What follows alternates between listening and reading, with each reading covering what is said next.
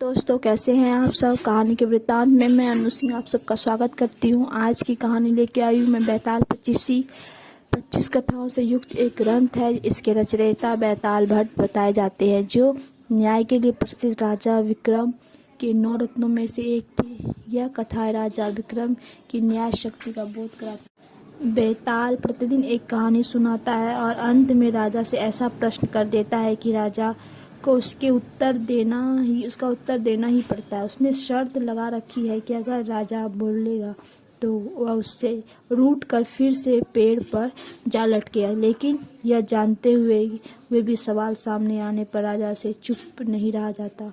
चलते हैं हम पहली कहानी पे। प्रारंभ की कहानी है। बहुत पुरानी बात है। धारा नगरी में गंधर्व सेन नाम का एक राजा राज करते थे। उसके 4 रानियां थी। उसके 6 लड़के थे जो सब के सब बड़े ही चतुर और बलवान थे। संयोग से एक दिन राजा की मृत्यु हो गई और उनकी जगह उनका बड़ा बेटा शंख गद्दी पर बैठा। उसने कुछ दिन राज किया, लेकिन छोटे भाई विक्रम ने उसे मार डाला और स्वयं राजा बन बैठा। उसका राज्य दिनों दिन बढ़ता गया और वह सारे जम्बूद्वीप का राजा बन बैठा। एक दिन उसके मन में आया कि उसे घूमकर सैर करना चाहिए। जिन देशों के नाम उसने सुने हैं उन्हें देखना चाहिए। सो वह गद्दी अपने छोटे भाई भृतहरि को सौंपकर योगी बनकर राज्य से निकल पड़ा। उस नगर में एक ब्राह्मण तपस्या करता था। एक दिन देवता ने प्रसन्न होकर उसे एक फल दिया और कहा कि इसे जो भी खाएगा वो अमर हो जाएगा। ब्राह्मण ने वह फल लाकर अपनी पत्नी को दिया और देवता की बात भी बता दी। ब्राह्मणी बोली, हम अमर होकर क्या करेंगे, हमेशा भीख मांगते रहेंगे, इससे तो मरना ही अच्छा है। तुम इस फल को ले जाकर राजा को दे आओ और बदले में कुछ धन ले आओ। यह सुनकर ब्राह्मण फल लेकर राजा भृतहरि के पास गया और सारा हाल कह सुनाया। भृतहरि ने फल ले लिया और ब्राह्मण को 1 लाख रुपए देकर विदा कर दिया। भृतहरि अपनी एक रानी को बहुत चाहता था। उसने महल में जाकर वह फल उसी को दे दिया। रानी की मित्रता शहर कोतवाल से थी। उसने वह फल कोतवाल को दे दिया। कोतवाल एक वेश्या के पास जाया करता था। वह उस फल को उस वेश्या को दे आया। वेश्या ने सोचा कि यह फल तो राजा को खाना चाहिए। वह उसे लेकर राजा भृतहरि के पास गई और उसे दे दिया। भृतहरि ने उसे बहुत सा धन दिया, लेकिन जब उसने फल को अच्छी तरह से देखा तो पहचान लिया। उसे बड़ी चोट लगी, पर उसने किसी से कुछ नहीं कहा। उसने महल में जाकर रानी से पूछा कि तुमने उस फल का क्या किया। रानी ने कहा, मैंने उसे खा लिया। राजा ने वह फल निकाल कर दिखा दिया। रानी घबरा गई और उसने सारी बात सच सच कह दी। भृतहरि ने पता लगाया तो उसे पूरी बात ठीक मालूम हो गई। वह बहुत दुखी हुआ। उसने सोचा, यह दुनिया माया जाल है, इसमें अपना कोई नहीं।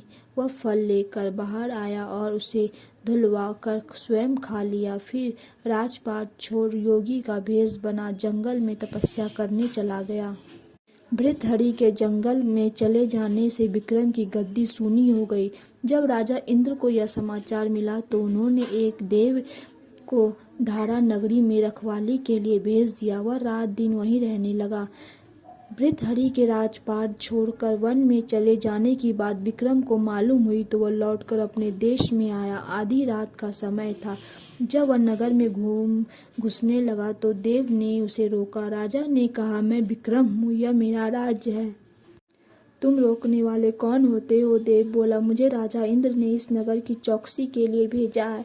तुम सच्चे राजा विक्रम हो तो आओ पहले मुझसे लड़ो। दोनों में लड़ाई हुई। राजा ने जरा सी देर में देव को पछाड़ दिया। तब देव बोला, हे राजन, तुमने मुझे हरा दिया, मैं तुम्हें जीवन दान देता हूँ। इसके बाद देव ने कहा, राजन, एक नगर और एक नक्षत्र में तुम 3 आदमी पैदा हुए थे। तुमने राजा के घर में जन्म लिया।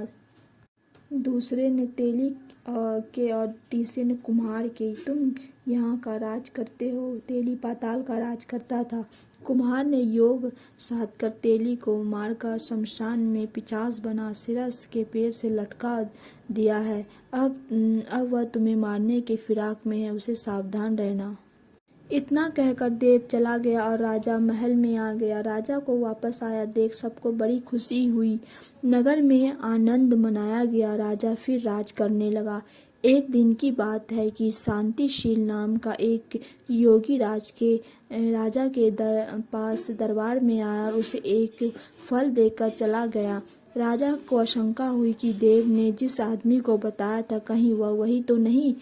यह सोच उसने फल नहीं खाया। भंडारी को दे दिया। योगी आता और राजा को एक फल दे जाता।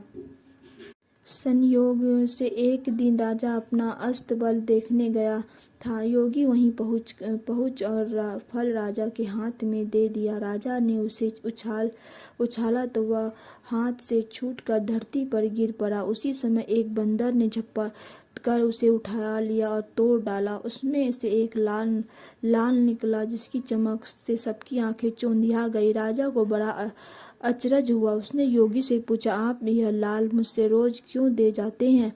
योगी ने जवाब दिया, महाराज, राजा, गुरु, ज्योतिषी, वेद और बेटी, इनके घर कभी खाली हाथ नहीं जाना चाहिए।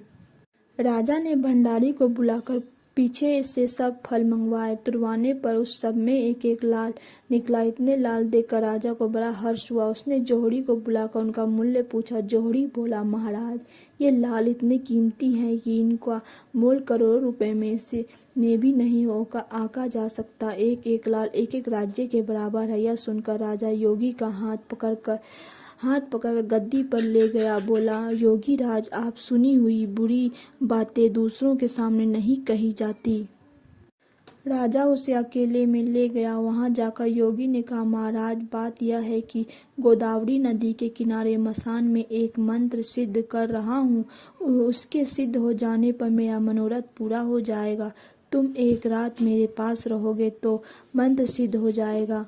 एक दिन रात को हथियार बांधकर तुम अकेले मेरे पास आ जाना। राजा ने कहा, अच्छी बात है।